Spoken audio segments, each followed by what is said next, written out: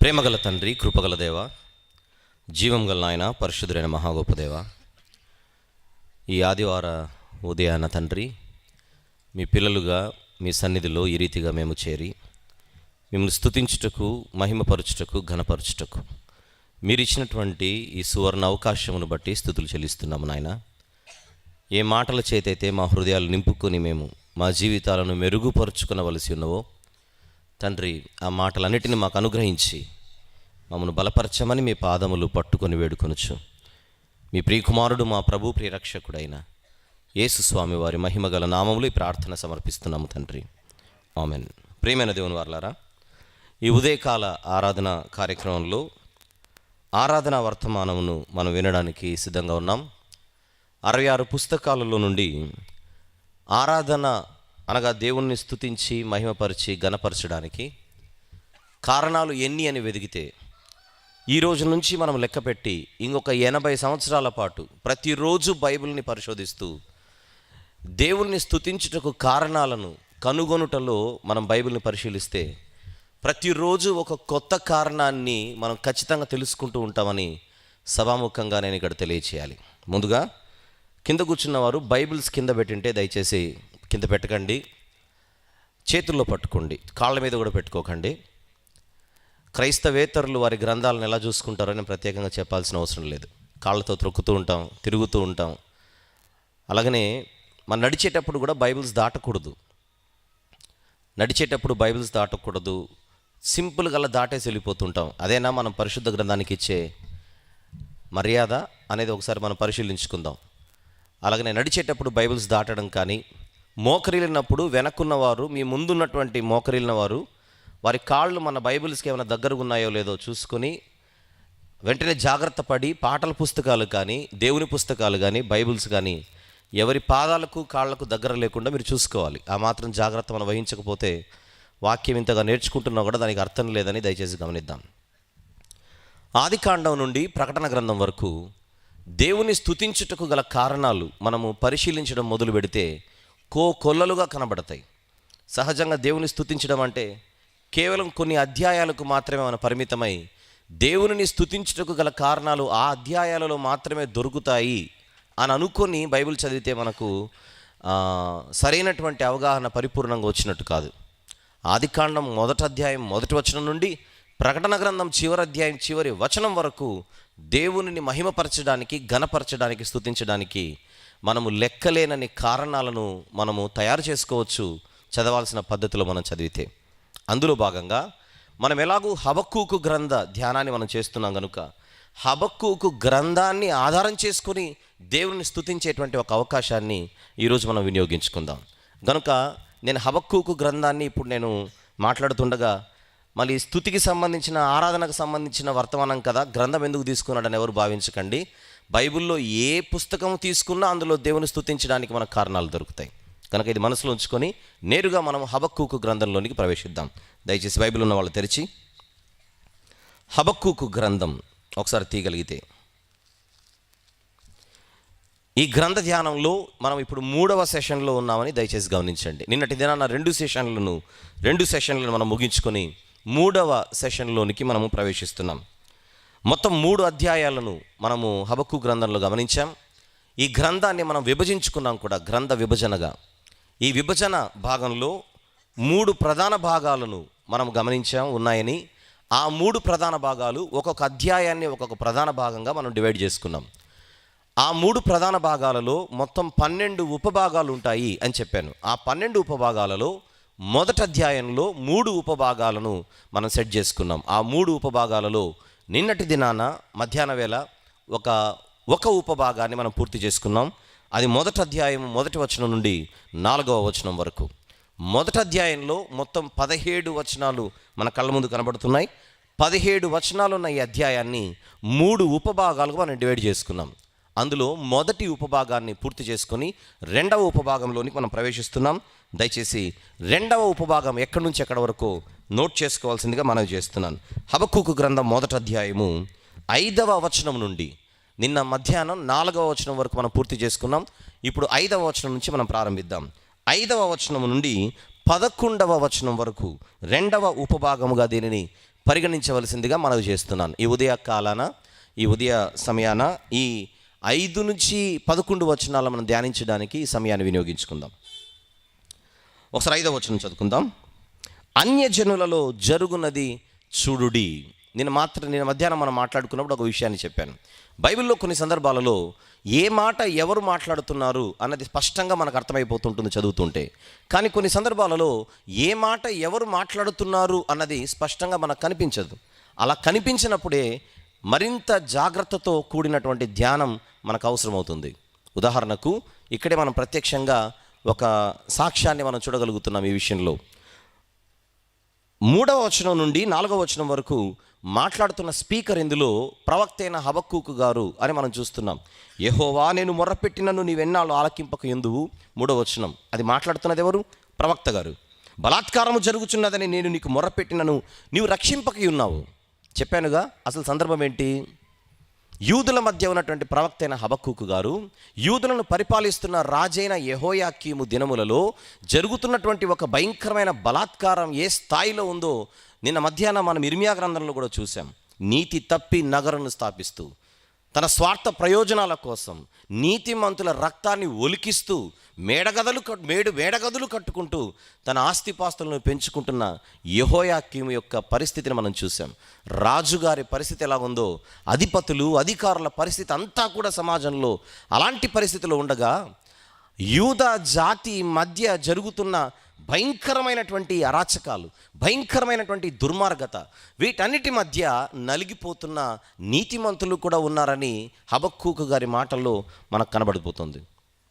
సమాజంలో భయంకరమైనటువంటి దుర్మార్గత, అక్రమాలు, అన్యాయాలు ఇవి జరుగుతున్నప్పుడు అదే సమాజంలో ఆ దుర్మార్గతలకు బలైపోయే భక్తులు కూడా సమాజంలో ఉంటారు. అలాంటి భక్తులలో ఒకడు హబక్కూకు గారు.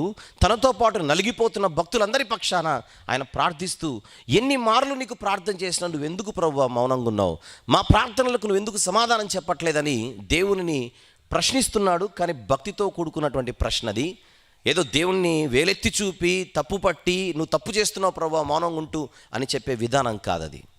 అలాంటి ఉద్దేశంతో ఒక యోబు గారు కూడా దేవుణ్ణి అడిగినట్టుగా మనం చూసాం నిన్న మధ్యాహ్నం.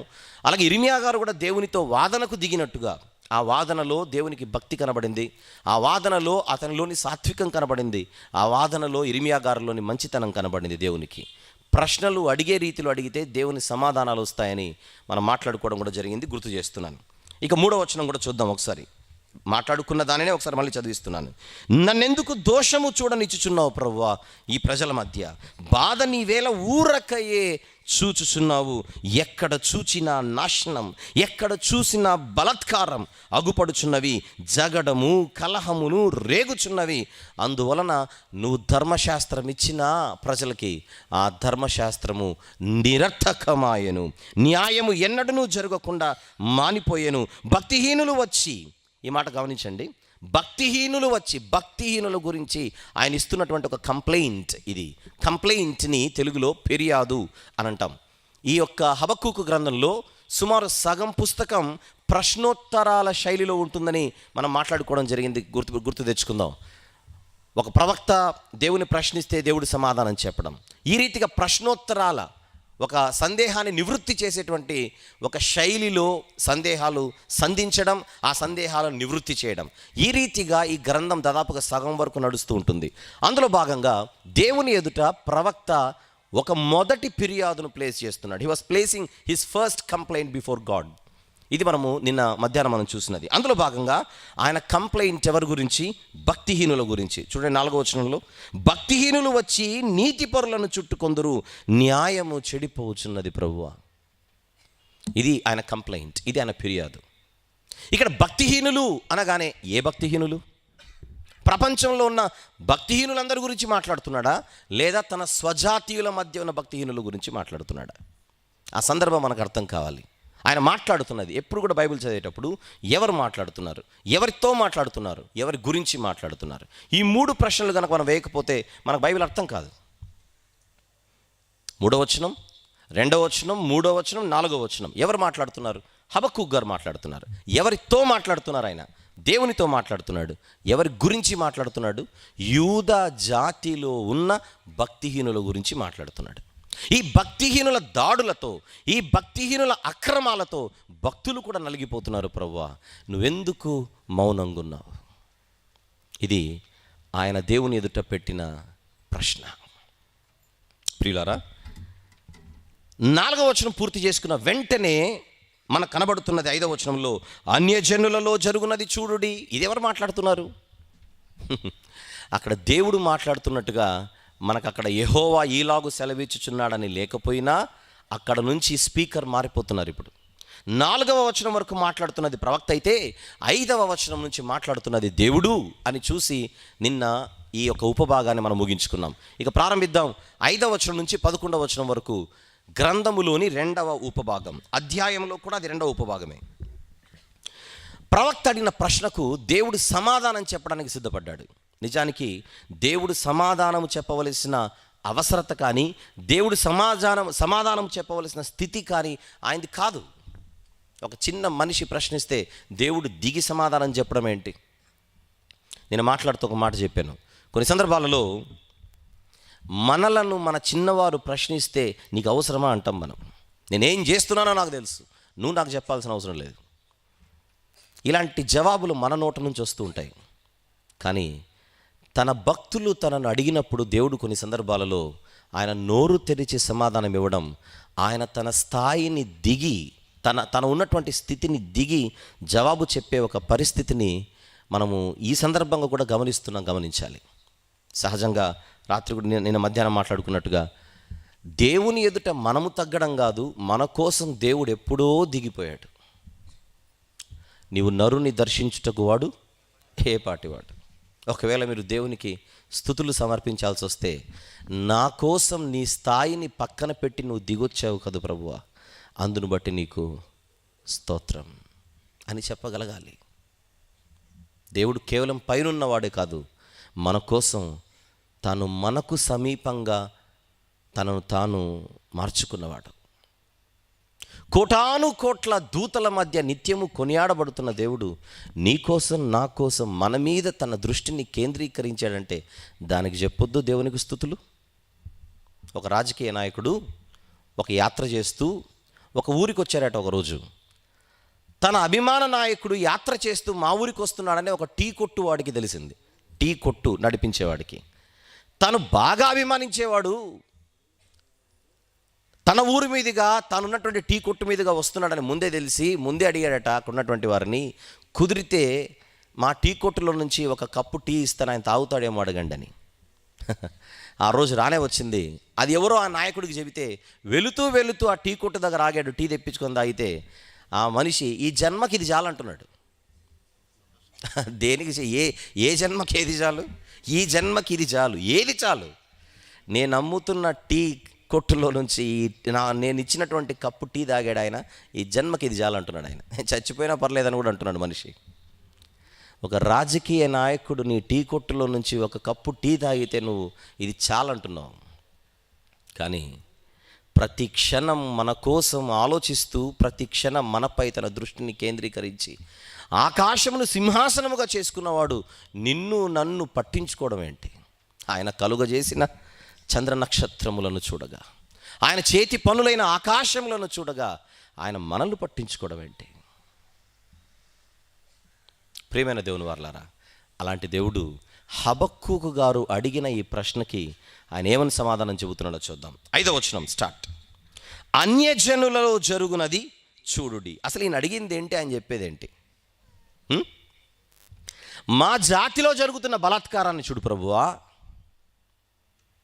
మా మధ్య జరుగుతున్నటువంటి ఈ అరాచకాన్ని చూడు ప్రభువా, మా జాతిలో జరుగుతున్న ఈ బలాత్కారాన్ని చూసి ఎందుకు మేము నలిగిపోయేలా చేస్తున్నామని ఈయన ప్రశ్నిస్తే దేవుడిస్తున్న సమాధానం, హబక్కూకు, నువ్వు కానీ నీ వెనకలున్న నా భక్తులు కానీ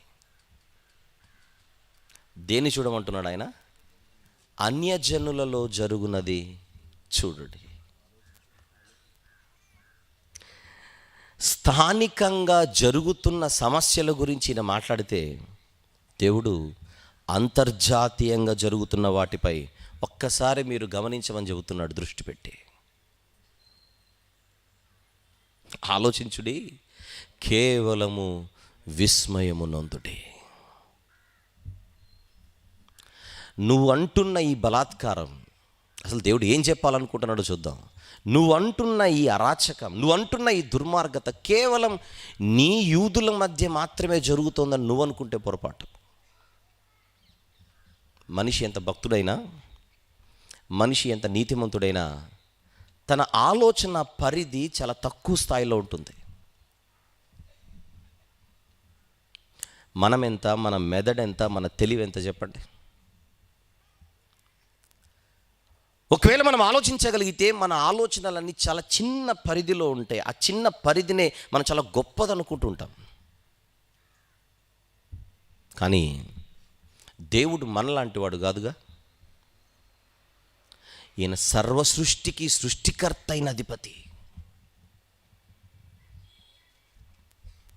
కుటుంబంలో తండ్రి ఆలోచన విధానం, పిల్లల ఆలోచన విధానం చాలా తేడా ఉంటుంది. ఒక చిన్న బిడ్డకి, బడికి వెళ్ళే చిన్న బిడ్డకి ఇంటిలో వాడి ప్రాబ్లం అంతా, వాడికి ఉన్న సమస్యలన్నీ ఏముంటాయి చెప్పండి. ఉదయం లేవాలి, అది ప్రాబ్లం వాడికి. రెడీ అవ్వాలి, అది ప్రాబ్లం వాడికి. బడికి వెళ్ళాలి, అది ప్రాబ్లం వాడికి. హోంవర్క్ చేయాలి, అది ప్రాబ్లం వాడికి.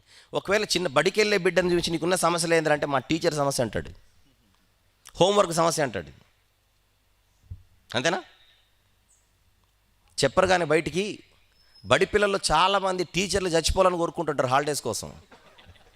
అవునా కదా చెప్పండి? చాలా భయంకరమైన హంతకులు ఇల్లు. కొన్ని సందర్భాల్లో లీవ్ లెటర్లు ఇస్తారు. మళ్ళీ ఇప్పుడు ఎట్లుందో సాంప్రదాయం బడిలో నాకు తెలియదు, కానీ మా అమ్మమ్మ చచ్చిపోయినా బాగానే ఉంటుంది, మా నాన్నమ్మకు బాగలేదు అంటే ఇంట్లో వాళ్ళను చంపుతారు, టీచర్లు కూడా పోవాలని కోరుకుంటారు. ఇలాంటి చక్కని దుర్మార్గులే మన పిల్లలు. అంటే వీళ్ళ ప్రాబ్లం అంతా ఏంటని అడిగితే ఈ స్థాయి, అంతేనా? కానీ అదే ఇంటిలో ఉన్న తండ్రిని కూర్చోపెట్టి ఆయన ప్రాబ్లమ్స్ అడగండి. అసలు వీడి ప్రాబ్లమ్స్, ఆయన ప్రాబ్లమ్స్ ఉంది, వీడి ప్రాబ్లమ్స్ అసలు ప్రాబ్లమ్సే కాదు. ఆయన ఆలోచనలు రెంట్ ఎలా కట్టాలి, పిల్లలకి ఫీజులు ఎలా కట్టాలి, లోన్ ఎలా కట్టాలి, చిట్స్ ఎలా పే చేయాలి, ప్రీమియమ్స్ ఎలా కట్టాలి, అసలు ఒకటి కాదు రెండు కాదు. భార్య గురించి ఆలోచించాలి, పిల్లల గురించి ఆలోచించాలి, తల్లిదండ్రులు ఉంటే తల్లిదండ్రుల గురించి ఆలోచించాలి. ఒక కుటుంబం అంతటి గురించి ఆలోచిస్తాడు ఒక కుటుంబ యజమాని. కేవలం తన గురించి మాత్రమే ఆలోచించాడు. ఇంటిలో ఉన్న ఒక బిడ్డ తన గురించి మాత్రమే ఆలోచిస్తాడు. అదే ఇంటిలో ఉన్న యజమాని కుటుంబం అంతటి గురించి ఆలోచించాలి. అంతేనా? పరిధి, పిల్లల ఆలోచన పరిధికి తండ్రి ఆలోచన పరిధికి తేడా. ఇంకొంచెం అడుగు ముందుకేస్తే, ఒక కుటుంబానికి యజమాని ఉన్నట్టుగా ఒక గ్రామానికి సర్పంచ్ ఉంటాడు యజమానిగా. ఒక మంచి సర్పంచ్ అయితే గ్రామం అంతటి గురించి ఆలోచిస్తుంటాడు. కుటుంబం అంతటి గురించి ఆలోచించేవాడు తండ్రి అయితే, గ్రామం అంతటి గురించి ఆలోచించేవాడు ఒక సర్పంచ్. ఆయన మీద ఉన్న బాధ్యత అది. ఒక మండలానికి మండలాధికారి, ఒక జిల్లాకు కలెక్టర్, ఒక రాష్ట్రానికి ముఖ్యమంత్రి, ఒక దేశానికి ప్రధాని. ఒక్కసారి వీళ్ళ ఆలోచన పరిధులను ఆలోచించండి, చాలా తేడా ఉంటుంది. ప్రత్యేక హోదా ఇస్తామని మీరు మాట ఇచ్చారు కదా పార్లమెంట్లో, మాకు ఎందుకు ఇవ్వట్లేదని గొడవలు చేశాం మనందరం. అంటే ఆంధ్ర ప్రజలు కేంద్రాన్ని నిలదీయడంలో ఈ రాష్ట్రానికి ఒక కారణం ఉంది. ఆ కారణం వెనకలో ఒక న్యాయం కూడా ఉంది. దాన్ని ఏమనట్లేదు నేను. కానీ ఎప్పుడు అడిగినా కూడా కేంద్రం ఇచ్చిన సమాధానం ఒకటి, మీకే గనుక మేము ప్రత్యేక హోదా ఇస్తే వెనకాల 8 నుంచి 10 రాష్ట్రాలు రెడీగా ఉన్నాయి ఇదే డిమాండ్తో. మీకు ఇస్తే వాళ్ళందరికీ సమాధానం చెప్పాలి. ఇప్పుడు కేంద్రం అంటుంది ఏంటి? ఆంధ్ర ప్రజలతో ఆంధ్ర ప్రజలకు కేంద్రం ఇస్తున్న సమాధానం ఏంటి? మీరు మీ గురించి మాత్రమే ఆలోచిస్తున్నారు, మేము దేశం గురించి ఆలోచిస్తున్నాం. అలాంటప్పుడు పార్లమెంట్లో మీరెందుకు మాకు మాట ఇచ్చారని అంటుంది రాష్ట్రం. దేశం అంతటి గురించి ఆలోచించే మీరు రాష్ట్ర విభజన జరిగేటప్పుడు ఎందుకు మాకు ఈ మాట ఇచ్చారని రాష్ట్రం నిలదీస్తుంది. అఫ్కోర్స్ అక్కడ కేంద్రం ఖచ్చితంగా పొరపాటు చేసింది. మరి దేశం అంతటి గురించి ఆలోచించేటప్పుడు మీకు ప్రత్యేక హోదా ఇస్తానన్న ప్రకటన పార్లమెంట్లో చేసి ఉండకూడదు. మరి దొరికిపోయారు. ఈరోజు మాత్రం చక్కగా సమాధానం చెబుతున్నారు. మీకే గనుక ప్రత్యేక హోదా ఇస్తే మిగిలిన రాష్ట్రాల వారందరికీ మేము సమాధానం చెప్పాలి. మీ ఆలోచన పరిధి రాష్ట్రం వరకే. కేంద్రం అంటోంది మా ఆలోచన పరిధి దేశమంతటి గురించి. ఒక ప్రధానమంత్రి దేశమంతటి గురించి ఆలోచిస్తున్నాడు. ఆయన దేశాధికారి కనుక. మరి దేవుడు ఎవరు? దేవుడు ఒక ప్రాంతానికి దేవుడా? ఒక ప్రాంతానికి అధిపతియా? ఆయన ఆపరేషన్, ఆయన ఆలోచన, ఆయన ప్రణాళికలు కేవలం ఒక ప్రాంతానికి మాత్రమే పరిధి లేదా పరిమితి అయి ఉండవని హబక్కూకు ముందుగా నీకు తెలియాలి. ఎందుకు మౌనంగా ఉన్నావు నువ్వు అంటున్నావు, కానీ అసలు నేను సైలెంట్గా ఉన్నాను నువ్వెందుకు అనుకుంటున్నావు? నేను సైలెంట్గా ఉన్నాను నువ్వెందుకు అనుకుంటున్నావు? కొంతమందిని చూసారా, చాలా సైలెంట్గా ఉంటారు, వాళ్ళు చేసేవన్నీ చేస్తుంటారు. చాలా సైలెంట్గా ఉంటారు, పనులన్నీ అవుతుంటాయి. అలాంటి వాళ్ళు మనకు తారసపడినప్పుడు, వాళ్ళ గురించి మనకు అర్థమైనప్పుడు మనం ఏం చెబుతుంటాం? ఈయన మామూలుడు కాదండి, అందరి గురించి ఆలోచిస్తుంటాడు, అన్నిటి గురించి ఆలోచిస్తుంటాడు, కానీ తెర వెనకలు ఉంటాడు, కథ అంతా నడుస్తుంటుంది ముందు. దేవుడు మౌనంగా ఉన్నాడని ఒక మనిషి అనుకోవడం పొరపాటు. నేను చెప్పానుగా, ఎప్పుడైనా మీలో ఎవరికైనా నేను ఇన్ని బాధలు అనుభవిస్తున్నా, ఇంత భయంకరమైన స్థితిలో నలిగిపోతున్నా, అన్యాయానికి గురవుతున్నా, చెప్పాను నిన్న మధ్యాహ్నం. ఏ మనిషి చేతిలో అయినా మోసపోయారా మీరు? మీ బంధువులు కానీ, మీ కుటుంబీకులు కానీ, మీ స్నేహితులు కానీ, ఇరుగు పొరుగు వారు కానీ, చివరికి సంఘంలో ఉన్న వారైనా నిన్ను మోసం చేసి నేను ఎత్తి మీద చేయి పెట్టారా? నేను ఇబ్బంది పెట్టారా? మేలు చేసి ఈరోజు కీడు అనుభవిస్తున్నావు నీవు. అలాంటి సమయంలో ఎందుకు దేవుడు నా ప్రార్థనలు ఆలకించట్లేదని ఒకవేళ నువ్వు నేను కూడా ప్రశ్నిస్తున్నావా మేము ఈరోజు? అలాంటి ప్రశ్నించే స్థితిలో కనుక మనం ఉంటే జాగ్రత్త.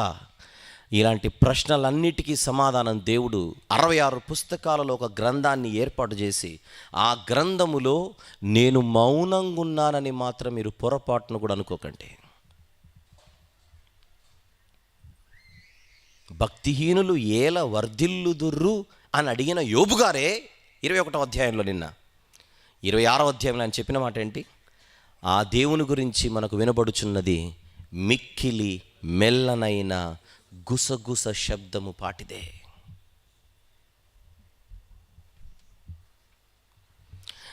యూదా జాతిలో జరుగుతున్న ఈ సమస్యలకు, యూదా జాతిలో చోటు చేసుకుంటున్న ఈ బలాత్కారానికి నేను సమాధానం అంతర్జాతీయ స్థాయిలో నుంచి తీసుకొని వస్తున్నాను. భక్తిహీనులు ఏల వర్ధిల్లుదురు అని అడుగుతున్నావుగా నీవు. ఆ భక్తిహీనుల భరతం పట్టడానికి నా ఆపరేషన్ అన్యజనులలో స్టార్ట్ అయింది. అన్యజనులలో జరుగునది చూడుడి అని ఎందుకు అంటున్నాడు? ఈ భక్తిహీనుల భరతం పట్టడానికి అక్కడ స్టార్ట్ చేశాను నేను. చూద్దాం. ఆలోచించుడి, కేవలము విస్మయము నొందుడి, మీ దినములలో నేను ఒక కార్యము జరిగింతును, అలాగు జరుగునని ఒకడు మీకు తెలిపినను మీరతనిని నమ్మకయుందురు. త్వరలో నీ యూదా జాతి మధ్య ఒక భయంకరమైన విపత్తు, అది నా ఉగ్రత. నువ్వు ప్రార్థన చేసినా చేయకపోయినా నీ జాతిలో జరుగుతున్నదంతా నాకు తెలుసు.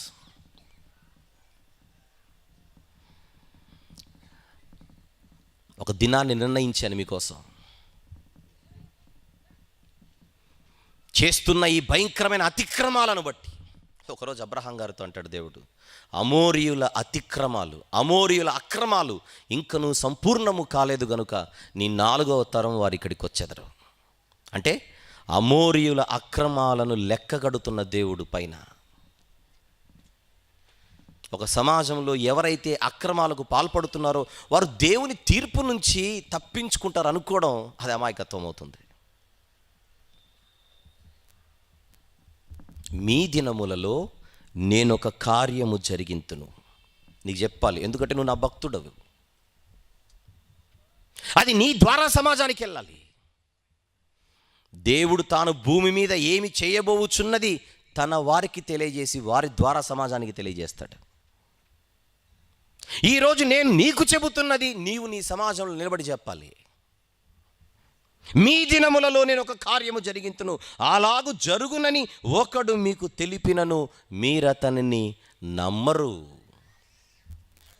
నిజమే, దేవుడు ఎప్పుడైనా ఒక తరము వారి మీదికి ఉగ్రత కుమ్మరించే ముందుగా తెలియజేస్తాడు రాబోతుంది విపత్తని.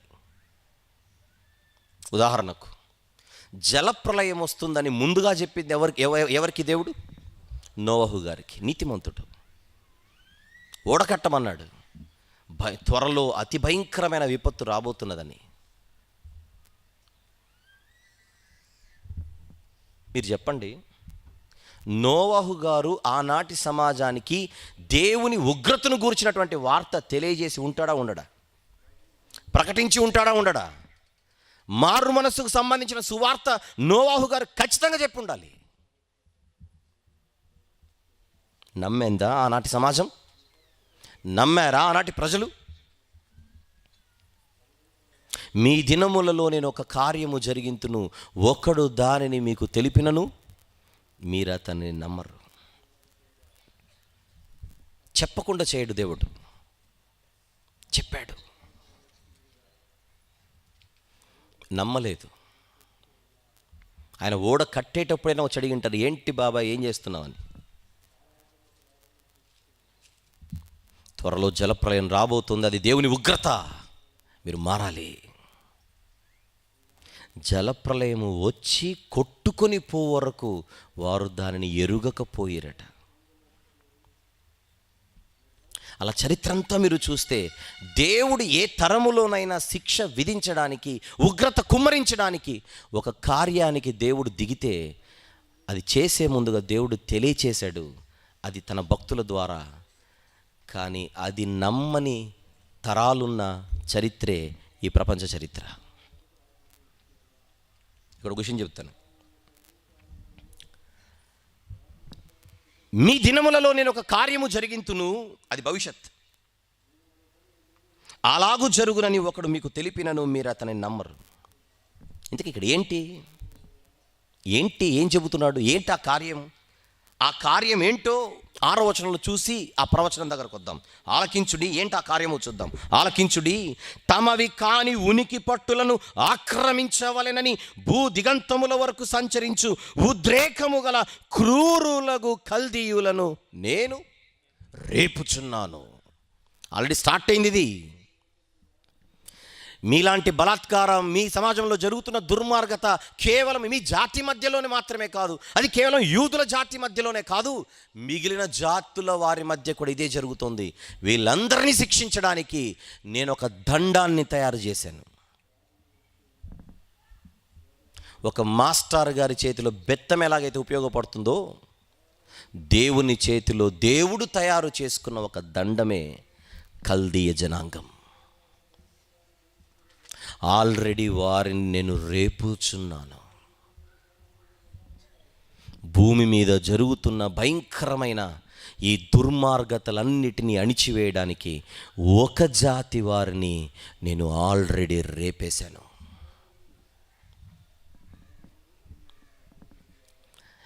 దేవుని అంబుల పొదిలో దేవునికి ఉన్నటువంటి అస్త్రాలు మామూలువి కాదు. నోవహు గారి తరము వారిని శిక్షించడానికి దేవుడు పంపిన ఆయుధమే జలప్రలయం. సొదొమ గొమొర్రా ప్రజలను శిక్షించడానికి దేవుడు పంపిన ఆయుధమే అగ్నిగంధకం. కోరహు అతని బృందాన్ని శిక్షించడానికి దేవుడు వాడుకున్న మరొక ఆయుధమే భూమి లేదా భూకంపం, తుఫాను, వడగండ్లు. ఐగుప్తీయులను శిక్షించడానికి ఎన్ని తెగుళ్ళు పంపాడు చెప్పండి. చివరకు మిడతలు కూడా ఆయన ఆయుధాలే.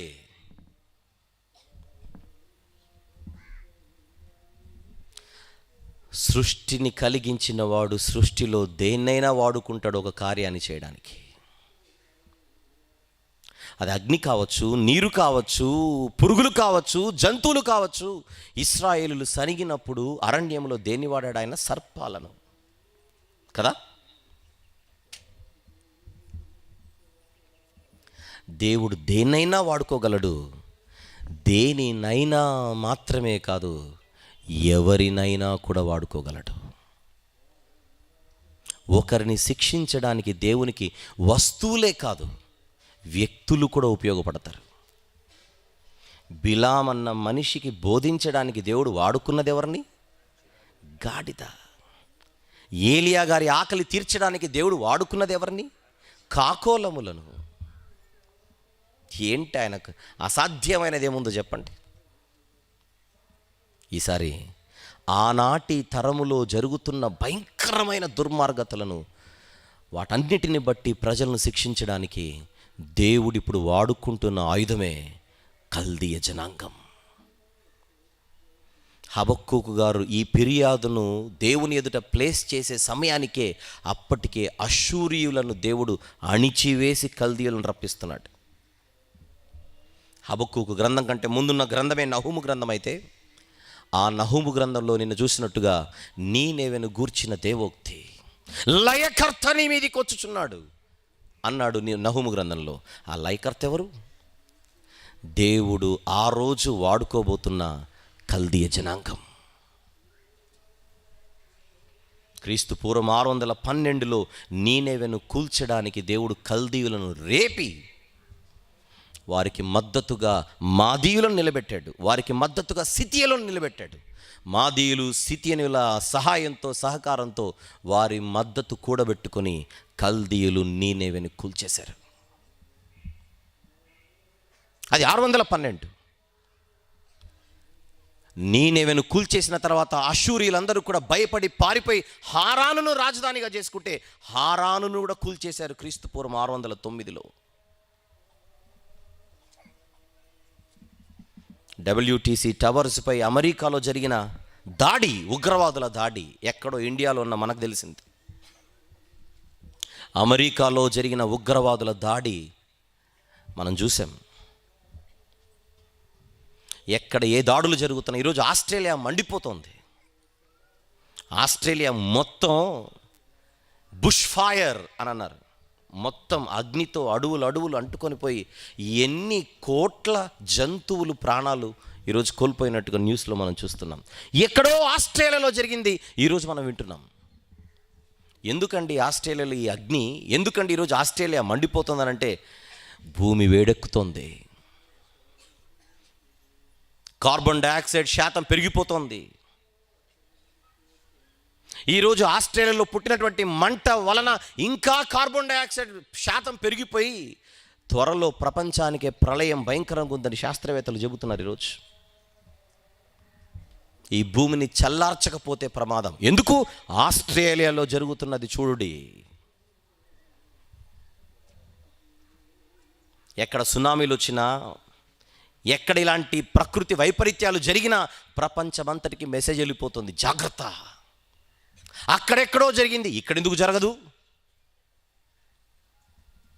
ఎలాగైతే అంతర్జాతీయ స్థాయిలో జరుగుతున్నవి మనము ఈరోజు మనసు పెట్టి చూస్తున్నామో, దేవుడు కూడా హబక్కూకు నీ జాతి వారి మధ్య జరుగుతున్న దుర్మార్గత ఏదైతే ఉన్నదో అలాంటి దుర్మార్గత మీకంటే భయంకరమైన స్థితిలో మిగిలిన జాతుల మధ్య కూడా జరుగుతుండగా వీటన్నిటిని బట్టి శిక్షించడానికి నేను కల్దీయులను రేపుచున్నాను. వారు అందరినీ చూసిన తర్వాత, అష్షూరును తొక్కిన తర్వాత త్వరలో మీ జాతి మీదికి కూడా రాబోతున్నారు. ఇది మీ దినములలో జరుగును. ఇది జరుగునని నువ్వు వెళ్ళి బయటికి చెప్పిన నీ మాటలు ఎవ్వరు నమ్మరు. నేను చేయబోవున్నది నీకు తెలియజేశాను, నీకు తెలిసినది నువ్వు చెప్పినా బయట ప్రజలు నమ్మరు. నీలాగానే ఇర్మియా అనేటువంటి ఒక ప్రవక్త కూడా బయట మాట్లాడుతున్నాడు. హబక్కూకు గారు ఎవరి సమకాలికుడు అని చెప్పాను? ఇర్మియా గారికి సమకాలికుడు. తెల్లవారుజామున లేచి 23 సంవత్సరాలు మాట్లాడాడట బయట నిలబడి. త్వరలో బబులోనీయులు మన మీదికి రాబోతున్నారు, జాగ్రత్త అని. ఏ ఒక్కడు నమ్మలేదట. ఒకసారి చూద్దాం ఆ మాట. ఇర్మియా గ్రంథం దయచేసి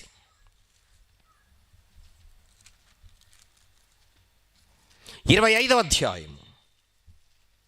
ఇర్మియా గ్రంథం 25వ అధ్యాయం 3వ వచనం చూద్దాం ఒక్కసారి.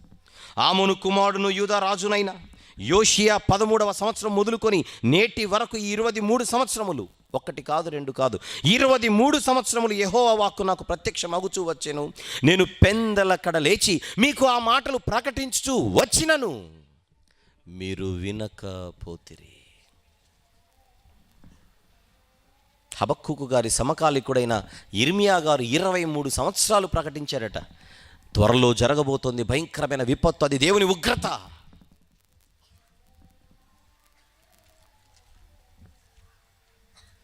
నమ్మట్లేదు ప్రజలు. 6వ వచనంలో ఏం చేయబోతున్నాడో చెప్పాడు. 5వ వచనంలో దాని గురించి ఒక పరిచయాన్ని కూడా ఇచ్చాడు. అన్య జనుల్లో జరుగున్నది మీరు గమనించి త్వరలో ఆ కల్దీయులు అందరి మీద ఇప్పటికే దాడులు చేస్తున్నట్టుగా యెహోయాకీము తండ్రి కాలానికే, యెహోయాకీము తండ్రి యోషియా కాలానికే కల్దీయులు బలం పుంజుకున్నారు. యెహోయాకీము కాలానికి ఇంకా బలము పొందుకొని వారు ముందుకు మామూలుగా రావట్లేదు. వాళ్ళ పరిస్థితి ఏంటో చూద్దాం ఒకసారి. 6వ వచనం నుంచి కిందికి వెళ్ళిపోదాం. ఆలకించుడి, తమవి కాని ఉనికి పట్టులను ఆక్రమించవలెనని భూ దిగంతముల వరకు సంచరించు ఉద్రేకము గల క్రూరులగు కల్దీయులను నేను రేపుచున్నాను. వారు ఘోరమైన భీకర జనముగా ఉన్నారు. వారు ప్రభుత్వమును విధులను తమ ఇచ్చ వచ్చినట్లు ఏర్పరచుకుందరు. హద్దు అదుపు ఉండదు, ఎవరి భయం ఉండదు, ఎవరి భీతి ఉండదు. వారిని ఎదుర్కొనే సత్తా ఎవరికి లేకపోయేసరికి వారిని అడ్డగించే శక్తే ఈ రోజుల్లో ఉండదు. అలాంటి కల్దీయులు యూదులారా మీ మీదికి రాబోతున్నారు త్వరలో. అది మీ దినములలో జరగబోతోంది. 5వ వచనంలో ప్రవచనం. ఇది కల్దీయుల దాడిని గురించిన ప్రవచనం. అది సమీప భవిష్యత్తులో జరగబోయేది ప్రవచనం అని అన్నాను కనుక 5వ వచనంలో మీ దినములలో నేను ఒక కార్యము జరిగింతును, అలాగూ జరుగునని ఒకడు మీకు తెలిపినను మీరు అతను నమ్మకయుందురు అన్న ఈ ప్రవచనము శైలి గురించి ఇక్కడ ఒక విషయం చెప్పి నేను ముందుకెళ్తాను. అదే ఇందాక చెప్పాను. ప్రవచనాలలో గుర్తుపెట్టుకోండి, కేవలం ఒకరి గురించి మాత్రమే చెప్పే ప్రవచనాలు ఉంటాయి. అది కేవలం సింగిల్ ప్రాఫెసీ. ప్రవచనాన్ని ఇంగ్లీష్లో ప్రాఫెసీ అని అంటాం. ప్రవచనాలలో 2 రకాల ప్రవచనాలు ఉంటాయి. Single prophecies, double prophecies. Single prophecy అంటే అది కేవలం ఒక వ్యక్తి గురించో లేదా ఒక జాతి గురించో లేకపోతే ఒకరి గురించి మాత్రమే చెప్పబడే సింగిల్ ప్రాఫెసీస్. సింగిల్ అంటే ఒకటి. కానీ మరికొన్ని ప్రవచనాలు ఉంటాయి, వీటిని మనం డబుల్ ప్రాఫెసీస్ అని పిలవాలి. ఉదాహరణకు డబుల్ ప్రాఫెసీస్ అంటే తెలుగులో ద్విముఖ ప్రవచనాలు. కొంచెం అర్థం కావడం కోసం, తెలియని వారి కోసం ద్విముఖ ప్రవచనం అంటే ఎలా ఉంటుందో అర్థం కావడానికి ఒక చిన్న ప్రవచనాన్ని మనం చూద్దాం. మత్తయి సువార్త 2వ అధ్యాయం. కొంచెం స్పీడ్గా తీద్దాం. మత్తయి సువార్త 2వ అధ్యాయం 14-15 వచనములు చూద్దాం. 14-15. అప్పుడు అతడు లేచి రాత్రి వేళ శిశువును తల్లిని తోడుకుని ఐగుప్తునకు వెళ్ళి, ఐగుప్తులో నుండి నా కుమారుని పిలిచి తినని ప్రవక్త ద్వారా ప్రభు సెలవిచ్చిన మాట నెరవేర్చబడినట్లు హేరోదు మరణం వరకు అక్కడ ఉండెను. ఐగుప్తులో నుండి నా కుమారుని పిలిచి తినని ప్రవక్త చెప్పిన మాట యేసు ప్రభు జీవితంలో నెరవేరింది అనేది మత్తయి సువార్త 2వ అధ్యాయంలో చూస్తున్నాం. ఎవరి ప్రవక్త? హోషేయ గారు. హోషేయ ప్రవక్త చెప్పిన ఈ మాట ఎక్కడుందో చూద్దాం. హోషేయ గ్రంథం 11వ అధ్యాయం తీద్దాం. హోషేయ గ్రంథం 11వ అధ్యాయం ఒకసారి మొదటి వచనం చూద్దామా. మొదటి వచనం. ఇశ్రాయేలు బాలుడై ఉండగా నేను అతని ఎడల ప్రేమ కలిగి నా కుమారుని ఐగుప్తు దేశంలో నుండి పిలిచితిని. ఇదే కదా ఇప్పుడు మత్తయి సువార్తలో మనం చూసింది. హోషేయ గ్రంథంలో ఉన్నదే కదా మనం మత్తయి సువార్తలో చూసింది. ఇప్పుడు హోషేయ గ్రంథం 11వ అధ్యాయం మొదటి వచనంలో ఇశ్రాయేలు బాలుడై ఉండగా నేను అతని ఎడల ప్రేమ కలిగి నా కుమారుని ఐగుప్తు దేశంలో నుండి పిలిచితినన్న మాట ఎవరి గురించి అని మీకు అర్థమైపోయింది. ఇది మత్తయి సువార్తను చూస్తే ఇది యేసుప్రభు గురించి అని అర్థమైపోయింది. కానీ ఇది కేవలం యేసుప్రభు గురించి మాత్రమే కాదు. ఆ సందర్భాన్ని చూస్తే ఒకనాడు ఐగుప్తులో నుండి బయటికి వచ్చిన ఇశ్రాయేలీలది కూడా. 2వ వచనం కూడా చూద్దాం ఒకసారి. మొదటి నుంచి. ఇశ్రాయేలు బాలుడై ఉండగా నేను అతని ఎడల ప్రేమ కలిగి నా కుమారుని ఐగుప్తు దేశంలో నుండి పిలిచితిని. ప్రవక్తలు వారిని పిలిచినను బయలుదేవతలకు వారు బలులు అర్పించరు. ఇదేంటిది? ఎవరి గురించి మాట్లాడుతున్నాడు ఇక్కడ? ఒకప్పుడు ఐగుప్తులో నుండి ప్రేమతో ఇశ్రాయేలులను బయటికి తీసుకొని వచ్చిన దేవుడు అలా పిలుచుకొని బయటికి వచ్చినా వారు నా మాట వినలేదని చెప్తున్నాడు. కింద ఆరోపణ. అనగా కొన్ని సందర్భాలలో ఒకటే ప్రవచనములో ఒక గతం ఉంటుంది, అదే ప్రవచనం ఒక భవిష్యత్తు గురించి కూడా మాట్లాడుతుంటుంది. So it is not a single prophecy, it is a double prophecy. ద్విముఖ ప్రవచనం ఇది. ఒకటే ప్రవచనం గతము గురించి మాట్లాడుతోంది, అదే ప్రవచనం భవిష్యత్తు గురించి కూడా మాట్లాడుతోంది. మరొకటి, నా దేవా నా దేవా నన్నేల చేయి విడిచితివి. ఎవరన్నారు ఈ మాట? 22వ కీర్తనలో మొదటి వచనంలో నా దేవా నన్నేల చేయి విడనాడితివి అని అంటాడు. ఎవరి గురించి మాట్లాడుతున్నారు ఆయన? అక్కడ కూడా ఇద్దరు గురించి. ఒకటి వర్తమానంలో తన గురించి, భవిష్యత్తులో యేసు ప్రభు గురించి. అంటే ఈ ప్రవచనంలో ఒక ప్రజెంట్ ఉంది, ఒక ఫ్యూచర్ ఉంది. కీర్తనల గ్రంథంలోని 22వ కీర్తన మొదటి వచనములో నా దేవా నన్నేల చెయ్యి విడనాడితివి అనేటువంటి ప్రవచనాన్ని మనం చూస్తే అందులో ఒక ప్రజెంట్ ఉంది, ఒక ఫ్యూచర్ ఉంది, ఒక వర్తమానం ఉంది, ఒక భవిష్యత్తు ఉంది. హోషే గ్రంథం 11వ అధ్యాయం మొదటి వచనం చూస్తే అందులో ఒక పాస్ట్ ఉంది, ఒక ఫ్యూచర్ ఉంది. పాస్ట్ ఏమో ఇశ్రాయేలీలు, ఫ్యూచర్ ఏమో యేసు ప్రభు. మరికొన్ని ప్రవచనాలలో రెండు భవిష్యత్తులు ఉంటాయి. ఒకటి సమీప భవిష్యత్తు, మరొకటి సుదూర భవిష్యత్తు. సమీప భవిష్యత్తుని నియర్ ఫ్యూచర్ అనాలి, సుదూర భవిష్యత్తుని డిస్టెంట్ ఫ్యూచర్ అని అనాలి. ఇప్పుడు హబక్కూకు గ్రంథం మొదటి అధ్యాయంలో మనం చూస్తున్న ఒక ప్రవచనం ఉంది. 5వ వచనంలో మీ దినములలో నేను ఒక కార్యము జరిగింతును, అది మీకు ఒకడు ప్రకటించినను అది మీరు నమ్మరు, అతన్ని మీరు నమ్మరు అన్నాడే. ఇది కూడా డబుల్ ప్రాఫెసీ. ఒకటేమో త్వరలో జరగబోతున్న కల్దీయుల దాడి, ఇది సమీప భవిష్యత్తును గూర్చిన ప్రవచనం. కానీ అది సుదూర భవిష్యత్తులో జరగబోయే మరొక విషయాన్ని కూడా సూచిస్తోంది. అదేంటి? హబక్కూకు గారి కాలం తర్వాత సుమారు దగ్గర ఒక 600 సంవత్సరాల తర్వాత, ఒక 600 సంవత్సరాల తర్వాత లోకరక్షకుడు ఈ భూమి మీదకి అడుగు పెట్టబోతున్నాడు. ఆయన అడుగు పెట్టిన తర్వాత ప్రపంచ రక్షణ కోసం నేను ప్రాణం అర్పించబోతున్నానని అనేక మార్లు చెప్పాడు. కానీ ఆ తరము వారు ఆయనను నమ్మలేదు. ఆయన మరణించి వెళ్ళిపోయిన తర్వాత అపోస్తలులు ప్రకటించారు ఆయన మరణ సువార్త, కానీ నమ్మలేదు.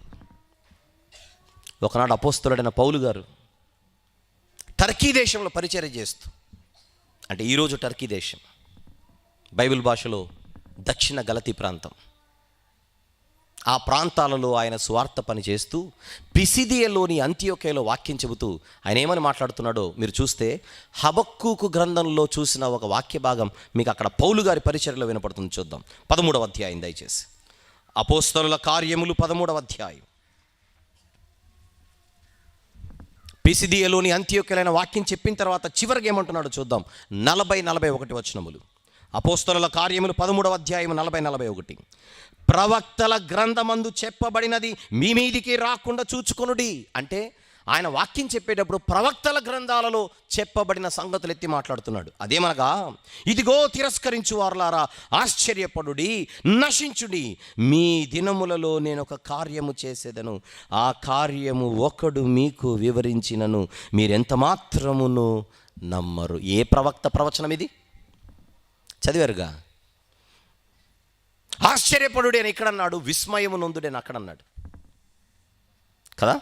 మీ దినములలో నేను ఒక కార్యము జరిగింతును, అది మీకు ఒకడు తెలియచేసిన, వివరించిన మీరెంత మాత్రమును నమ్మరు. అసలు పౌలు భక్తుడు చెప్పిన సువార్త ఏంటక్కడ? లోకరక్షకుడి లోకానికి వస్తే లోకము గుర్తించక ఆయనకు సిలువేసింది. ఆయన శిలువ దగ్గరికి వెళ్ళక ముందే మీ అందరి కోసం నా ప్రాణం అర్పించడానికి వచ్చాను, నా గొర్రెలు కొరకు నేను ప్రాణం పెట్టడానికి వచ్చిన ఒక మంచి కాపర్నని గలమెత్తి చెప్పిన ఈ సమాజం వినలేదు. మంచి కాపరి తన గొర్రెల కోసం ప్రాణం పెడతాడని సమాజంలో నిలబడి చెప్పాడు ఆయన, కానీ నమ్మలేదు. ఆయన మరణించి వెళ్ళిపోయిన తర్వాత మాలాంటి వారు కూడా స్వరమెత్తి మాట్లాడుతుంటే నమ్మట్లేదు. మీలాంటి వారి గురించే ఒక ప్రవక్త చెప్పాడని హబక్కూకు గ్రంథంలోని ప్రవచనాన్ని పౌలు గారు తీసుకొని మాట్లాడుతున్నాడు చూడండి. మరి హబక్కూకు గ్రంథంలో ఉన్న సందర్భాన్ని చూస్తే కల్దీయుల దాడి గురించి కాదా మాట్లాడేది? అక్కడ ఆలోచన చేయాలి. హబక్కూకు గ్రంథం 1వ అధ్యాయంలో 5, 6, 7 వచనాలలో ఏ దాడి గురించి మాట్లాడుతున్నాడు దేవుడు? అక్కడ కల్దీయుల దాడి గురించి. కానీ దాన్ని తీసుకొని ఇక్కడ ఎవరి గురించి కోట్ చేసి మాట్లాడుతున్నారు పౌలు గారు? యేసుప్రభు యొక్క మరణ సమాధి పునరుత్థానముల గురించి. అంటే అక్కడున్న ప్రవచనం అది సింగిల్ ప్రాఫెసీ కాదు, డబుల్ ప్రాఫెసీ, డ్యూయల్ ప్రాఫెసీ. ద్విముఖ ప్రవచనాన్ని ఇంగ్లీష్లో 3 పదాలతో వర్ణిస్తాడు. ఒకటి డబుల్ ప్రాఫెసీ, లేదా టూ ఫోల్డ్ ప్రాఫెసీ, లేదా డ్యూయల్ ప్రాఫెసీ. డ్యూయల్ ప్రాఫెసీ అంటే మీ మొబైల్లో కొన్ని ఒకటే సిమ్ పెట్టుకునే ఆప్షన్ ఉంటాయి, సింగిల్ సిమ్. కానీ కొన్ని మొబైల్స్లో డ్యూయల్ సిమ్ అంటారు కదా, 2 సిమ్ములు ఉంటాయి. ఏమంటారు దాన్ని? Dual SIM. ఒక మొబైల్లో 2 సిమ్ములు ఉన్నట్టుగా ఒక ప్రవచనంలో రెండిటి గురించి ఉండే ప్రవచనాలు ఉంటాయి. వీటిని మనము ద్విముఖ ప్రవచనాలు అని పిలవాలి. ద్విముఖ ప్రవచనాలలో ఒక గతం, ఒక భవిష్యత్తు ఉండొచ్చు, లేదా ఒక వర్తమానం, ఒక భవిష్యత్తు ఉండొచ్చు, లేదా 2 భవిష్యత్తులే ఉండొచ్చు. ఆ 2 భవిష్యత్తులను కలిగిన ఒక ప్రవచనమే హబక్కూకు గ్రంథం 1వ అధ్యాయం 5వ వచనం. ఏమిటది? మీ దినములలో నేను ఒక కార్యము జరిగింతును, అది మీకు ఒకడు వివరించినను అది మీరు నమ్మరు. ఏ కార్యం గురించి మాట్లాడుతున్నాడు? అక్కడ 2 కార్యాలు. ఒకటి సమీప భవిష్యత్తులో జరగబోయే కల్దీయుల దాడి, సుదూర భవిష్యత్తులో రాబోయే లోకరక్షకుడిని గురించిన మరణ సమాధి పునరుత్థానములు. నమ్మిందా యేసుప్రభుని ప్రపంచం? ఆయన వచ్చినప్పుడు స్వకీయులు ఆయనను స్వీకరించలేదు, లోకం ఆయనను తెలుసుకొనలేదు. ఒకడు వివరించినా నమ్మలేదు. అలాంటి ఒక డబుల్ ప్రాఫెసీ మనకు హబక్కూకు గ్రంథంలో కనబడుతుంది. కమ్ బ్యాక్, హబక్కూకు గ్రంథానికి వచ్చేద్దాం. కల్దీయుల పరిస్థితిని ఆయన వర్ణిస్తున్నాడు. వారు ఘోరమైన, 7వ వచనం చదువుతున్నాను, వారు ఘోరమైన భీకర జనముగా ఉన్నారు, తమవి కాని ఉనికి పట్టులను ఆక్రమించవలెనని భూ దిగంతముల వరకు సంచరించు ఉద్రేకము గల క్రూరులకు కల్దీయులను నేను రేపుచున్నాను. వాళ్ళంతకు వాళ్ళు బలం పుంజుకోవడం కాదు, రేపుచున్నది నేనే. వారు ఘోరమైన భీకర జనముగా ఉన్నారు, వారు ప్రభుత్వమును విధులను తమకు ఇచ్చవచ్చినట్లు ఏర్పరచుకుందరు. రాసుకున్న తర్వాత చూసుకోండి, యెహెజ్కేలు గ్రంథం 7:24. వారు ఎంత ఘోరమైన ప్రజలో చెప్పడానికి మిగిలిన ప్రవక్తలు కూడా మాట్లాడినట్టుగా ఒక 2 వచనాలు దీన్ని కోట్ చేసుకోవాల్సిందిగా మనవి చేస్తున్నాను. యెహెజ్కేలు గ్రంథం 7వ అధ్యాయం 24వ వచనము, అదే యెహెజ్కేలు గ్రంథం 21వ అధ్యాయము 31వ వచనాన్ని కూడా దయచేసి అక్కడ రాసుకోవాలి. యెహెజ్కేలు గ్రంథం 7వ అధ్యాయం 24, అదే యెహెజ్కేలు గ్రంథం 21వ అధ్యాయం 31వ వచనం కూడా రాసుకోండి. వెళ్దాం కిందికి. వారి గుర్రములు, 8వ వచనం, చిరుత పులుల కంటే వేగముగా పరుగులెత్తును, రాత్రి యందు తిరుగులాడు తొడేళ్ల కంటే అవి చురుకైనవి. వారి రౌతులు దూరము నుండి వచ్చి తటాలున జొరబడుదురు, ఎరను పట్టుకొనుటకై పక్షిరాజు వడిగా వచ్చినట్లు వారు పరుగులెత్తి వత్తురు. వారి వేగం, వారి క్రూరత్వం ఎంత భయంకరంగా ఉంటుందో వర్ణిస్తున్నాడు. వారి గుర్రములు చిరుత పులుల కంటే వేగముగా పరుగులెత్తేవి. నిజంగా చిరుత పులుల కంటే వేగం పరుగెత్తాయని అక్షరానుసారంగా తీసుకోవడం కాదు, వారి వేగం ఎంత ఉంటుందో పోలుస్తున్నాడు. హబక్కూకు గారి సమకాలికుడైన ఇర్మియా గారు కూడా వారి వేగం గురించి మాట్లాడుతున్నాడు. ఒకసారి చూద్దాం. 4వ అధ్యాయం ఇర్మియా గ్రంథము 4వ అధ్యాయం ఒకసారి 13వ వచనము చూద్దాం. ఇర్మియా గ్రంథము 4వ అధ్యాయం 13వ వచనం, మేఘములు కమ్మునట్లు ఆయన వచ్చుచున్నాడు, ఆయన రథములు సుడిగాలి వలె ఉన్నవి, ఆయన గుర్రములు గద్దల కంటే వేగము గలవి. అక్కడేమన్నాడు? చిరుతల కంటే, చిరుత పులుల కంటే వేగము. గద్దలు లేదా చిరుత. ఇర్మియా గారు ఇంకొక చక్కని పిక్చర్ ఇచ్చాడు మనకు. వచ్చేది కల్దీయులు కాదు, ఆయన వచ్చుచున్నాడు. వస్తున్నది కల్దీయులైనా వారిని పంపుతున్నది ఎవరు? దేవుడు. దేవుడు ఉగ్రత కుమ్మరిస్తే ఆయన వచ్చినట్లే. నోవహు తరంలో ఆయన వచ్చాడు, జలప్రలయాన్ని పంపించి.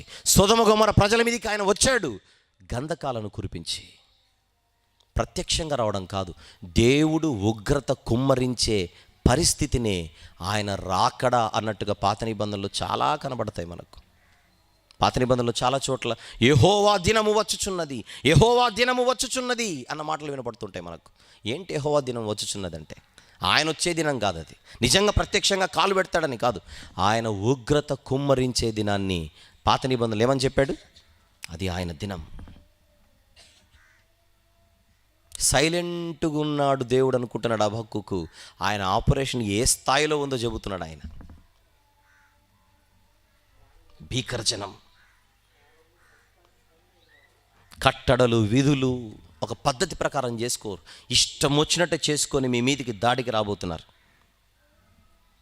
తోడేళ్ల కంటే చురుకైన పాదాలు వారివి, ఇంకా వారి రౌతులు దూరం నుండి వచ్చు తటాలున జ్వరబడుదురు. ఎరను పట్టుకొనుటకై పక్షిరాజు వడిగా వచ్చినట్లు వారు పరుగులెత్తి వస్తారు. పక్షిరాజు అంటే గ్రద్ద, ఈగల్. గద్ద గురించి మీకు ఎంత నాలెడ్జ్ ఉందో నాకు తెలియదు, కానీ ఒక్కసారి యూట్యూబ్లోకి వెళ్ళి ఈగల్ అటాక్స్ అని టైప్ చేసి చూడండి. తర్వాత ఈగల్ అటాక్స్ అని. గ్రద్ద అంటే మామూలు అనుకుంటున్నారేమో, కేవలం ఏదో కోడి పిల్లలను పక్షి పిల్లలను ఎత్తుకొని పోయేది కాదు, మనుషులను కూడా ఎత్తుకొని పోగలదు గద్ద. అందుకే ఈగల్ అటాక్స్ అని చూడమని చెప్పాను. పెద్ద పెద్ద జింకలు చంపేస్తుంది అది దాడి చేసి. ఇంకా ఆశ్చర్యపోయే విషయం ఏంటంటే, ఒకసారి ఏకంగా ఎలుగుబంటుపై దాడి చేసింది. అది ఎలుగుబంటుపై. కొండల్లో మేతలు మేసే ఈ జంతువులు ఏవైతే ఉన్నాయో దాని పట్టు చాలా గట్టిది. అలా పట్టుకొని ఒక 10-20 సెకండ్లు ఎగిరి పడేస్తుంది. ఆ పై నుంచి కింద పడిన తర్వాత ఏ ఎముకలుగా డాక్టర్ కూడా దాన్ని రిపేర్ చేయలేడు. ఇక చక్కగా టైం తీసుకొని తింటుంది మళ్ళీ. అది పక్షిరాజు దాడి. ఆశ్చర్యపోతాం. పిల్లల్ని బయట ఒంటరిగా పెట్టేశారనుకోండి, అలా ఈజీగా ఎత్తుకొని వెళ్ళిపోతుంది గద్ద. మన పిల్లల గురించి మాట్లాడుతున్నాం, కోడి పిల్లల గురించి కాదు. పక్షిరాజు వడిగా వచ్చినట్లు వారు పరుగులెత్తి వత్తురు. వెనుక చూడకుండా బలాత్కారము చేయుటకై వారు వత్తురు. ఇసుక రేణువులంత విస్తారముగా వారు జనులను చెరపట్టుకొందురు. ఆల్రెడీ స్టార్ట్ అయిపోయింది. మీ నంబర్ లైన్లో ఉంది. యూదులారా, మీ నంబర్ లైన్లో ఉంది. ఏ క్షణమైనా ఏ స్థితిలోనైనా వాళ్ళు దాడి చేయడానికి సిద్ధంగా ఉన్నారు ఇప్పుడు. ఇది హబక్కూకు గారి ప్రార్థనకు దేవుడిస్తున్న సమాధానం. 10వ వచనం, రాజులను అపహాస్యము చేతురు, అధిపతులను హేళన చేతురు, ప్రాకారము గల దుర్గములు అన్నిటినీ తృణీకరింతురు, మంటి దిబ్బ వేసి వాటిని పట్టుకుందరు. అంటే పెద్ద పెద్ద ప్రాకారాలు కట్టుకొని మమ్మల్ని ఎవరు కొట్టలేరు అనుకున్న పట్టణాలను సైతం మట్టి దిబ్బ వేసి, అంటే ర్యాంప్ అంటే అలా ర్యాంప్ వేసి వెళ్ళి కొడతారట. అంటే ప్రాకారాలు కూడా వీరిని ఆపలేవు. చెప్పాలంటే ఆ రోజుల్లో నీనేవే పట్టణాన్ని కొట్టే సత్తా కళలు కూడా ఎవరికి ఉండేది కాదు. అంత ప్రొటెక్షన్, అంత భద్రత నీనేవేకి ఉండేది. అలాంటి నీనేవేని అలా ఒక రాత్రికి రాత్రి కూల్చేశారు కల్దీయులు దేవుడిచ్చిన బలంతో. నీనేవేనే కొట్టారంటే ఏ పట్టణానైనా కొట్టగలరు, ఏ పట్టణానైనా కొట్టగలరు. రాజులను అపహాస్యము చేతురు, అధిపతులను హేళన చేతురు, ప్రాకారము గల దుర్గములనన్నిటిని తృణీకరింతురు, మట్టి దిబ్బ వేసి వాటిని పట్టుకొందురు. ఎవరిచ్చిన బలం వీరికి? దేవుడిచ్చిన బలం.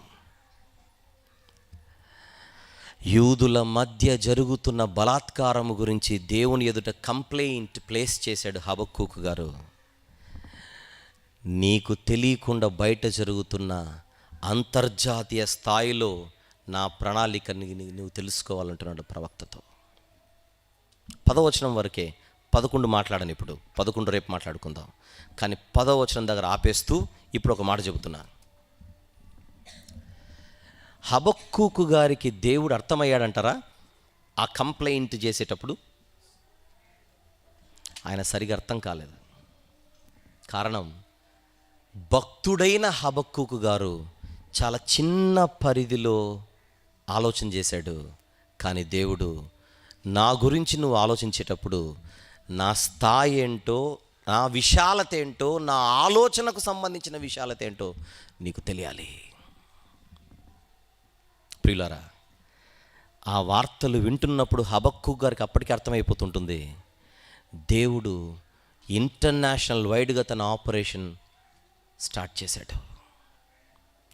అది నేను ఆలోచించినప్పుడు ఆ ఆలోచన పరిధిలో అది లేదు. ఇప్పుడు విషయం చెప్పమంటారా? పాత నిబంధనలో యెహోవా రాజ్యము చేయుచున్నాడు అన్న మాటలు వినపడుతుంటాయి మనకు కదా. యెహోవా రాజ్యము చేయుచున్నాడు. కొన్ని సందర్భాల్లో ఆయన మౌనంగా ఉన్నాడు అనుకుంటే పొరపాటు. ఆయన నిత్యము రాజ్యము చేయుచున్నట్టుగా everything was in his control. Habakkuk గారికి దేవుడు ఇచ్చిన మెసేజ్ ఏందనుకుంటున్నారు? అంతా నా కంట్రోల్లో ఉంది. ఎక్కడ ఏం జరుగుతుందో నాకు తెలుసు, ఎక్కడ ఏం జరుగుతుందో నేను చూస్తున్నాను. వాటన్నిటికీ ఎప్పుడు ఎక్కడ ఫుల్ స్టాప్ పెట్టాలో అన్నీ తెలిసిన నేను అన్నిటినీ నా చేతుల్లో కాలములను సమయములను దేవుడు తన స్వాధీనం అందించుకొని ఉన్నాడు. నీ చెయ్యి దాటి, నా చెయ్యి దాటి ఏదో జరుగుతుందని నువ్వు అనుకోకు. It is in my control. నన్ను నమ్ముకొని బతుకుతున్న మీరు ఆ నమ్మకాన్ని అలానే పట్టుకోవాలి.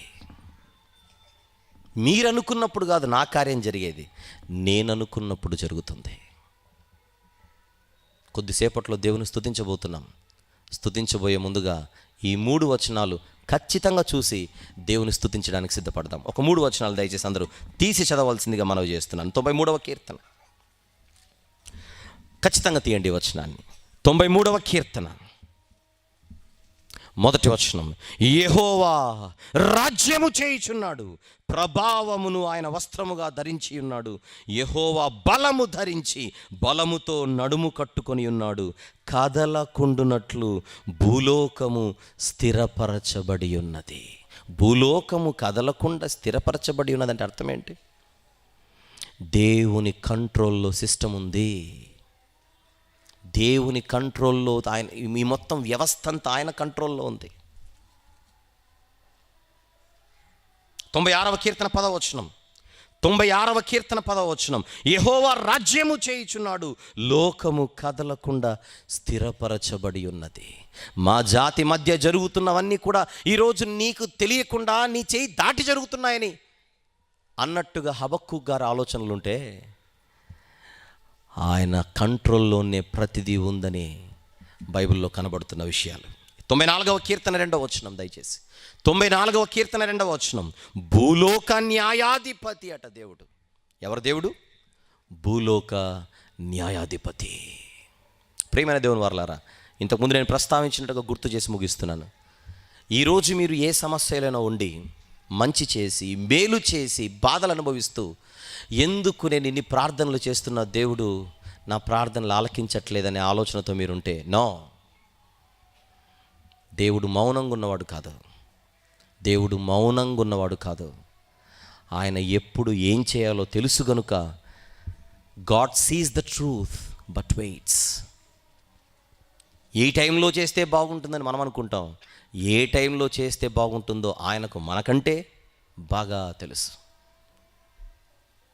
ఆయన యందు నమ్మకం ఉంచుకున్నవారు ఆ నమ్మకాన్ని అలాగనే అంటి పెట్టుకొని మన జీవితపు బ్రతుకు బండిని ఆయన చేతుల్లో పెడితే వాక్యానుసారంగా ఆయన నడిపిస్తాడు. భక్తుడైన దావీదు గారు ఒకరోజు దేవునిని స్తుతించడానికి తీర్మానించుకొని ఆ స్తుతులకు ఆయన కారణం ఏం చెబుతున్నాడో చూద్దాం. చివరిగా దినవృత్తాంతంలో మొదటి గ్రంథం, దినవృత్తాంతంలో మొదటి గ్రంథం 29వ అధ్యాయం. దినవృత్తాంతంలో మొదటి గ్రంథం 29వ అధ్యాయం 10 నుంచి 12 వచనములు ఖచ్చితంగా చూద్దాం ప్రతి ఒక్కరు కూడా. రాజైన దావీదు కూడాను బహుగా సంతోషపడి సమాజము పూర్ణముగా ఉండగా. ఈరోజు సమాజంగా మనం ఎలాగైతే కూడుకున్నామో ఆ రీతిగా సమాజము పూర్ణముగా ఉండగా యెహోవాకు ఇట్లు స్తోత్రములు చెల్లించెను. ఏంటి ఆ స్తోత్రానికి కారణాలు ఏంటో చూడండి. మాకు తండ్రిగానున్న ఇశ్రాయేలీల దేవా యెహోవా, నిరంతరము నీవు స్తోత్రార్హుడవు. ఎందుకు? యెహోవా భూమి ఆకాశముల యందుండు సమస్తమును నీ వశము, మహాత్మ్యమును పరాక్రమమును ప్రభావమును తేజస్సును ఘనతయు నీకే చెందుచున్నవి. యెహోవా రాజ్యము నీది, నీవు అందరి మీదను నిన్ను అధిపతిగా హెచ్చించుకొని ఉన్నావు. ఐశ్వర్యమును గొప్పతనము నీ వలన కలుగును. నీవు సమస్తమును ఏలువాడవు. బలమును పరాక్రమమును నీ దానములు హెచ్చించువాడవును. అందరికీ బలము ఇచ్చువాడువు నీవే అని చెప్పి, మా దేవా మేము మీకు కృతజ్ఞతాస్తుతులు చెల్లించుచున్నాం. ఎందుకు స్తుతులు చెల్లిస్తున్నాడు? దావీదు గారికి అర్థమైపోయింది, దేవుడు మౌనంగా లేడు, ఆయన రాజ్యము చేయుచున్నాడు. మహిమ ఆయనదే, ప్రభావం ఆయనదే, ఘనత ఆయనదే, ఐశ్వర్యం ఆయనదే. ఎవరికి బలం ఇవ్వాలో వారికి బలం ఇస్తాడు, ఎవరిని అణిచివేయాలో వారిని అణిచివేస్తాడు. హబక్కూకు గారు తన కంప్లైంట్లో ఎవరి గురించి ఫిర్యాదు చేశాడని చదువుకున్నాం? భక్తిహీనుల గురించి. ఏ భక్తిహీనుల గురించి? తన స్వజాతిలో ఉన్నటువంటి భక్తిహీనుల గురించి, వారి యొక్క అక్రమాల గురించి, దుర్మార్గతల గురించి ఆయన కంప్లైంట్ చేస్తే, ఆ భక్తిహీనులను కూల్చడానికి ఇప్పుడు దేవుడు ఎవరికి బలాన్ని ఇచ్చాడు? హబక్కూకు గ్రంథంలో కల్దీయులకు. దావీదు గారు, బలమునిచ్చు దేవుడా నీకే స్తోత్రం, యెహోవా రాజ్యము చేయుచున్నాడు. భక్తిహీనులను కూల్చి దీనులకు అండగా నిలబడువాడే దేవుడు. హబక్కూకు గారు ప్రార్థన చేసినా చేయకపోయినా దీనులను ఆదరించడానికే దేవుడు కల్దీలను పంపి యూదుల మీదికి రాబోచున్నాడు. అందుకే మనం పాట పాడేది, దీనులకు అండ ఆయనే, భక్తిహీనుల కూల్చును, సితారాతో దేవుని స్తుతించి కీర్తించెదము. దేవునికి స్తోత్రము గానము చేయుట మంచిదే. అంతేనా? యూదుల మధ్య ఉన్న దీనులను ఆదరించడానికి, యూదుల మధ్య ఉన్న భక్తిహీనులను కూల్చడానికి ఒక జనాంగానికి బలమునిచ్చి దేవుడు యూదుల మీదికి పంపబోతున్నాడు. అలాగే ఈరోజు మిమ్మల్ని ఎవరైతే బాధ పెడుతున్నారో, ఒకవేళ బాధ పెడుతుంటే, ఎవరి వలనైనా మీరు వేదనలకు గురవుతుంటే, ఎవరి వలనైనా ఈరోజు మీకు మనశ్శాంతి లేకపోతే, ఎవరి వలనైనా మీకు నెమ్మది లేకపోతే, మీరు దాని గురించి సతమతమైపోతూ ఏంటి నా పరిస్థితి అన్న ఆలోచనల్లో కనుక మీరు ఉంటే, మీరు చేయవలసింది ఒకటే, భక్తిహీనులను కూల్చి దీనులను నిలబెట్టే ఆ దేవుని మీద నమ్మకం ఉంచి, చరిత్ర నేర్పించిన పాఠం, దేవుడు దీనుల పక్షాన నిలబడువాడు. అది హబక్కూకు గారికి దేవుడు అర్థమయ్యేలా చెబుతున్నాడు తన సమాధానంలో. మనం మాట్లాడుకుంటుంది హబక్కూకు గ్రంథంలో 1వ అధ్యాయంలోని 2వ ఉపభాగం. దీనికి ఒక చిన్న టైటిల్ రాసుకోండి, ప్రవక్త యొక్క ప్రశ్నకు దేవుని యొక్క సమాధానం అని రాసుకోవాలి. ప్రవక్త యొక్క మొదటి ఫిర్యాదుకు దేవుని యొక్క సమాధానం అని రాసుకొని, అందులో మనకు అర్థమైంది, భక్తిహీనులను కూల్చడానికి దేవుడు బయలుదేరుతున్నాడు. ఒకవేళ మీరు నేను భక్తులుగా ఉండి బాధలు అనుభవిస్తుంటే మనం బాధపడాల్సిన అవసరం లేదు. తగిన సమయమందు దేవుడు మన యొక్క సమస్యలకు పరిష్కారం ఇస్తాడు. అందును బట్టి దేవునికి ఏం చేద్దాం? ఈరోజు స్తుతులు చెల్లిద్దాం. ఎవరి వలె? దావీదు గారి వలె. బలమునిచ్చు దేవుడా నీకు స్తోత్రం, పాలించు దేవుడా నీకు స్తోత్రం, సమస్తమును నీ స్వాధీనంలో ఉంచుకున్న దేవుడా నీకు స్తోత్రం. అలాగే నా జీవితంలో కూడా నా పరిస్థితి అంతటిని నీ చేతిలో పెడుతున్నాను, దాన్ని నువ్వు నడిపిస్తావా అని నమ్ముచు నీకు స్తుతులు చెల్లిస్తున్నానని ఈ కొద్దిసేపు మనందరం కలిసి ఆయన స్తుతిద్దాం. దేవుడి మన వెనుకిడిలో ఈ మాటలన్నిటినీ ఆశీర్వదించి ఫలింపచేయునుగాక.